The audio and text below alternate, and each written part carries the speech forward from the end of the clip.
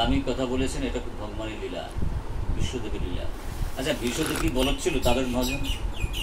এখানে দুর্যোধনের মতো এত নিকৃষ্ট জীব মহাকলি, তার কাছে কেন সে যোগ দিল? এটা কারণ হচ্ছে এটা আমাদের শিক্ষা দিয়েছে। শিক্ষাটা কিরকম দিছে?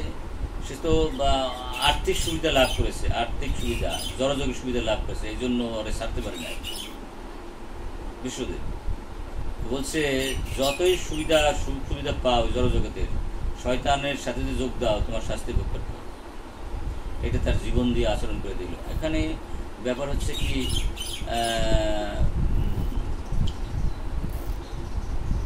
আমি যে ভগবানের পুত্র হইলে যে আমি এটা কর্মবন্ধন হবে তা না, তাহলে এর উদ্ধাপরে ওই কথা বলতো না ভগবান। বলছে দেখো তুমি যে অবস্থায় আসো, তুমি তোমার বাইরে হয়েছে, ভগবান রেখাও নাই। ভগবান পাইছিল তোমার তপস্যা করলে 24 ঘন্টা এক জায়গায় কথা কয়, এক জায়গায় খায়, কথা বলে। ভগবান বলতেছে উদ্ধবকে যে তুমি ভগবানরে পাও না, ভগবানরে পাইতে তোমার বদ্রিকা আশ্রমে যেতে হবে, সেখানে যে তপস্যা করতে হবে, তুমি তোমার বাইরে গেছো। আমি যে পরমেশ্বর ভগবান মাঝে মাঝে মাঝে বলো আর মাঝে মাঝে ভাই ভাবো, এই জন্য তোমার ভজনে ত্রুটি হয়ে যাচ্ছে, ফুটা হয়ে যাচ্ছে। নিশ্চিত ভজন না করলে ভগবানকে পাওয়া যায় না। তাই কি করে তার বদ্রিক পাঠিয়ে দিল। কি লীলার লীলা, কি আমার মাথায় করে এই তত্ত্ব কি ঢুকাবে। এই জন্য গঙ্গার পুত্র হইলে কাজ হবে না। হ্যাঁ, গঙ্গার পুত্র হইলে কাজ হবে না। তার প্রারব্ধ অটো কুটুক বীজ আছে। হ্যাঁ, পাপ কিছু একেবারে সব পাপ যে গঙ্গা চলে যায় এটা মনে করার মতো কিছু নেই।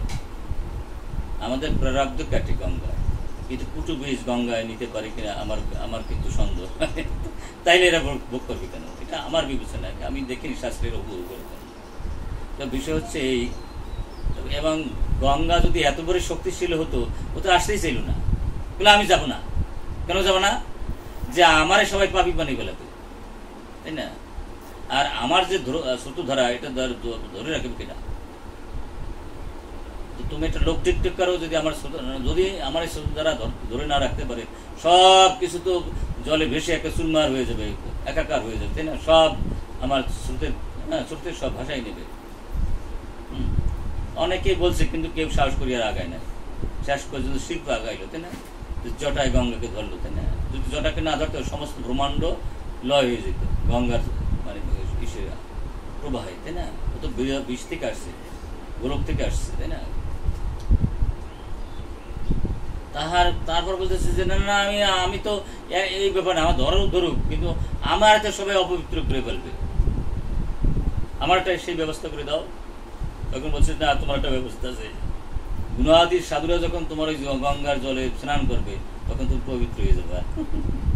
তাহলে তারও পবিত্র হওয়ার অপেক্ষা রাখে, তাহলে সে কতটুকু শক্তি রাখে। যাই হোক, তাহলে শুদ্ধ ভক্তরা যখন স্নান করে তখন তুমি পবিত্র হবে। তাই দুইটা শর্ত যখন পূরণ করা হলো, তখন গঙ্গা কিন্তু চলে আসছে। এটাই বোঝা যায় যে কুটবীজ যে পাপগুলো, এটা গঙ্গার মধ্যে, গঙ্গারও ভয় ছিল। এই জন্য ভগবান বিশ্বদেব লীলা করার জন্য দেখলো, তুমি যেই হও ভগবান আর ভগবানের ভাই হও, সাধন ছাড়া যেমন ভগবানের পাওয়া যাবে না, আর তোমার কর্মফল তোমার ভক্ত করতেই হবে। আচ্ছা, যদি তা না হতো, এই যে যখন আপনার ধ্রুব মহারাজ ভগবানের দর্শন করলো, প্রেম পাইলো, তাই না? তখন বলে যে আমি এসেছিলাম কাজ পাওয়ার জন্য, পেয়ে গেছে হীরা, আমি আর যাব না। তখন ভগবান তাহলে এই কথা বলতো না, তোমার এখনো প্রারব্ধ অপরাধ কুটু বীজ আছে। গোসাইটা ভালো, কিন্তু গোসাইটা বলে ভজন করে না। এই গোসাই বুদ্ধি শুদ্ধি আছে, চোখ দেখলে বোঝা যায়, যথেষ্ট বুদ্ধি রাখে। এই গোসাই তো ভজন করে না। এখন বলা হচ্ছে প্রসাদ খায় না নাকি, এটা তো খুব খারাপ কথা বলছে। হ্যাঁ, কয় দিদি আমি খাই, কিন্তু পরে বাইরে গেলে আবার উল্টা বলে না। এই গোসাই তো মানে কি বলবো, টাইম কি যেন এই ঘন্টার গোসাই। তো যাই হোক, এগুলো কি ভাবা যায়, এগুলো কল্পনা করা যায়? তাই এগুলা আমাদের বুঝতে হবে, এগুলো ভগবানের লীলা খেলা। তা ধ্রুব মহারাজ যখন বললো যে আমি ভগবান, আমি গেছিলাম কাজের জন্য, পেয়ে গেছি হীরা, আমি আর সংসারে যাব না। বলে বাবা, আমি ভগবান হইলেও কুটু বীজ রেহাই করি না, কুটু বীজ ভোগ শ্রাপ শেষ হবে না। আমি পারি কিন্তু করি না। আমি কি করি, প্রারব্ধ জীবকে আমি রেহাই দিই, কিন্তু তার পরম মানে তার ওইটা না, আমি এটা রেহাই দিই না। তুমি যাও 36,000 বছর সংসারে থাকো, এটা মোচন করো, তারপর তোমার চিন্ময় ধাম, তোমার এই গুরু লোক, এর আগে না। তাতেই বোঝা যায় যার যার কর্মফল কিছু ভোগ করতেই হবে। এখন তবে কিছুটা পার্থক্য কীরকম হয় কি, যেমন ধরুন আমরা যারা একটু ভক্ত হয়েছি, তাই না, যেমন ধরুন আমাদের কথা ছিল যে পা 2 ভাগ হয়ে যাবে, এরকম কথা ছিল। যেহেতু আমরা ভক্তির ঘরে আসছি, তাই ভগবান একটু কমাই দেয় আর কি। কিরকম কমাই দেয়, আমাদের মানে পাটা 2 ভাগ হওয়ার কথা ছিল, কিন্তু তা নইয়া একটু সাল উঠেই শেষ করে দিয়েছে। আমরা হয়তো এটা আচার খেলাম, আচার খেয়ে সালটা উঠেই ভগবান বলে এই পাটা না ভাঙবো না করে বদন করতেছি।